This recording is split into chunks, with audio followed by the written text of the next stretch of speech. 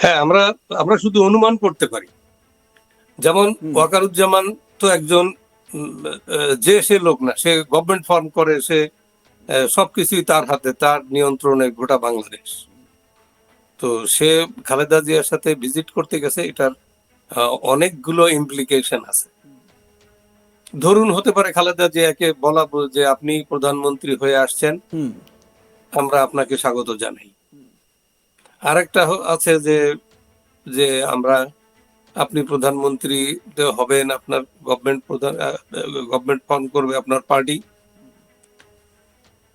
এটাকে আমরা কংগ্রাচুলেট করি, এটার সাথে সকল প্রকার সহযোগিতা থাকবে, এই একটা মেসেজ। আর একটা হচ্ছে যে হতে পারে যে যে যে তার সাথে তার ব্যক্তিগত মিলিয়া, যে তার সাথে যে খালেদা জিয়া এবং বিএনপির ভালো সম্পর্ক, এইটা অন্যদেরকে একটা মেসেজ দেওয়া।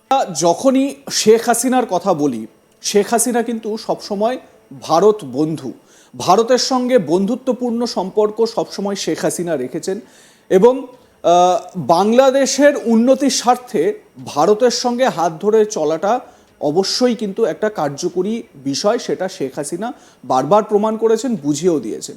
কিন্তু এই যে বিএনপির খালেদা জিয়া, জামাতে ইসলামীর মতো যে সমস্ত দলগুলো রয়েছে বা সংগঠনগুলো রয়েছে, বা অন্যান্য উগ্র মৌলবাদী যে দলগুলো রয়েছে যারা বাংলাদেশে বিদ্যমান, এখন আরও সেটা ভালো করে বোঝা যাচ্ছে।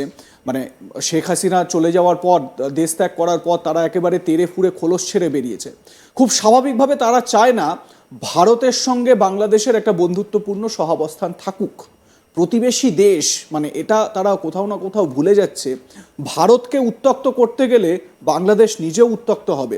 প্রতিবেশী কোনো দেশ যদি অশান্তিতে থাকে তাহলে সেই দেশও অশান্তিতে পড়ে। এই বিষয়টা বাংলাদেশের বর্তমান শাসক যারা রয়েছে বা যে সমস্ত যে যে উপাদানগুলো এই মুহূর্তে বিদ্যমান বাংলাদেশে, তারা হয়তো এই বিষয়টা বুঝতে পারছে না বা বুঝেও বোঝার চেষ্টা করছে না। যাই হোক, আমি এবারে যে আলোচনাটায় আসবো, শরীফ সাহেব আমার সঙ্গে রয়েছেন, আমি চলে যাব শরীফ সাহেবের কাছে। দেখুন, এই যে খালেদা জিয়ার সঙ্গে ওয়াকারুজ্জামানের মিটিং হলো, সেই মিটিংয়ে সম্ভাব্য কি আলোচনা হয়ে থাকতে পারে? পয়েন্ট পয়েন্ট করে আমরা যদি একটু আলোচনা করি, শরীফ সাহেব। হ্যাঁ, আমরা আমরা শুধু অনুমান করতে পারি। যেমন ওয়াকারুজ্জামান তো একজন যে সে লোক না, সে গভর্নমেন্ট ফর্ম করে, সে সবকিছুই তার হাতে, তার নিয়ন্ত্রণে গোটা বাংলাদেশ।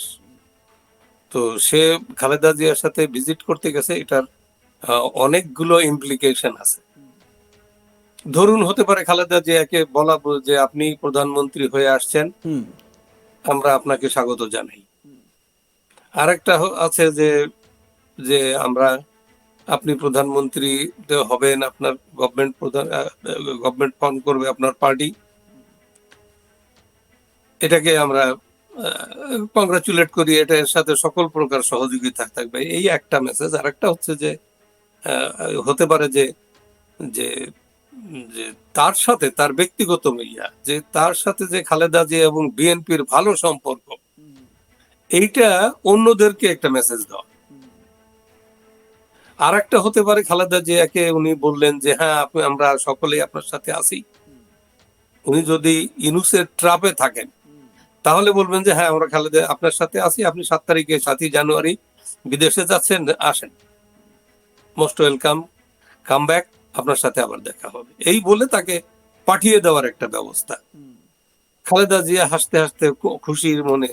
হ্যাঁ, মানে খালেদা জিয়া স্বাস্থ্যের কারণে তিনি তো পূর্ব লন্ডনে তার ছেলের কাছে যাচ্ছেন, তারেক জিয়ার কাছে, এবং সেখানে চিকিৎসাও হবে তার, এমনটাই শুনতে পারা যাচ্ছে, জানতে পারা যাচ্ছে। এবারে বাইরে গেলে সবাই ট্রিটমেন্ট করে, এটা আসি।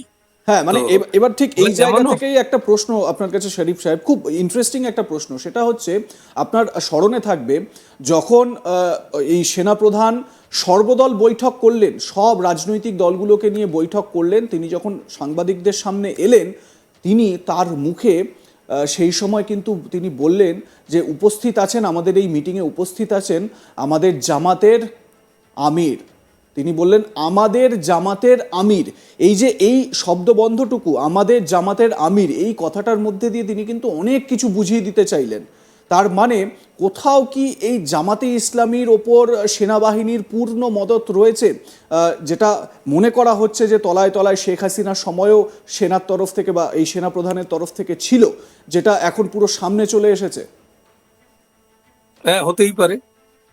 কারণ আহ, উনি যে না বুঝে কথা বলেন এটা তো আমি বলতে পারবো না। কারণ আর্মিতে আইএসএসবি পাশ করে যারা সেনাবাহিনীতে ঢোকে তাদের 200+ আইকিউ থাকে। তো তারা না বুঝে বা এমনি বলে ফেললেন এরকমটা ভাবার দরকার নেই। উনি যা বলছেন সেটা ওনার ভিতর থেকে যেটা আছে সেটাই বেরিয়ে আসছে।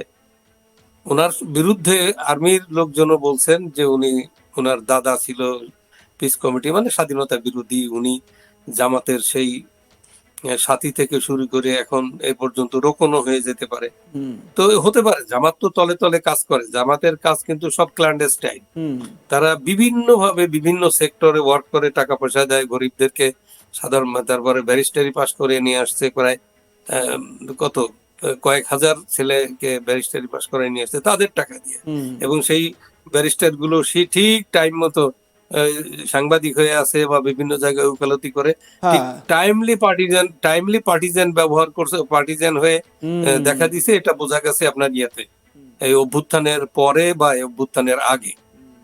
তো জামাতের যে অ্যাক্টিভিটিস এটা তো সবাই জানে, সবাই বোঝে।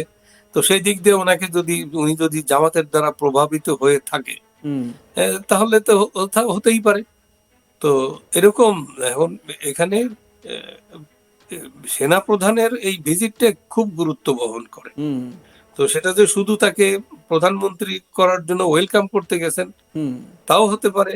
আবার তাকে ইউজ করে উনি দেখাইতে পারেন যে আর্মির ভিতরে যারা আছে তাদের, সব আর্মি তো আর জামাত না, সব আর্মি একদমই আওয়ামী তাই। লীগ না, হুম বিএনপিও আছে, জামাত আছে। জামাত হুম রিসেন্টলি মানে ইয়া করে ক্যালকুলেটিভ ওয়েতে পুশ করছে সব জায়গায়, শুধু হুম ইয়া না, আর্মিতে না, সব জায়গায় ওরা। হুম আপনি ইয়াতে নার্সে গিয়ে দেখবেন, ডাক্তার গুলো গিয়ে দেখবেন। হুম আমি একটা হসপিটালে ভর্তি হয়ে গতবার, হ্যাঁ গতবার আগের বার হসপিটালে ভর্তি হয়ে, আওয়ামী লীগের হসপিটালে ভর্তি হয়ে আমি হুম দেখি যে যখন আমাকে ঘুম পাড়ায় রাখছে তখন আমি ওদের অনেক কথা শুনলাম।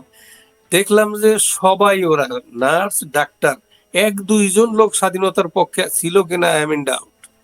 তো ওরা বহু সেক্টরে কাজ করছে জামাত। তো এই জন্য জামাত কিন্তু আপনার স্বাধীনতার জন্য একটা বড় ধরনের থ্রেট হয়ে দেখা দিচ্ছে। হুম জামাত মনে করে যে ওরা এখনই স্বয়ং সম্পূর্ণ, এখন বিএনপি কে বাদ দিয়ে ও একলা চলো নীতি, এবং ও মানে ক্ষমতা, রাষ্ট্রীয় ক্ষমতা দখল করে, এবং হ্যাঁ সেই ক্ষমতা সে চালাতেও এই ইয়া তার আছে। এবং জামাতের সভাপতি তো বলছে যে আমার 3 কোটি ইয়া আছে, রেজিস্টার্ড মেম্বার আছে। তো ওদের তো বহু প্রকার সাথী, তারপরে আস্তে আস্তে এক একটা ধাপে উঠতে উঠতে ধরেন ডিস্ট্রিক্ট লেভেলে ডিস্ট্রিক্ট লিডার হিসেবে রোকন টোকন হয়ে ওঠে।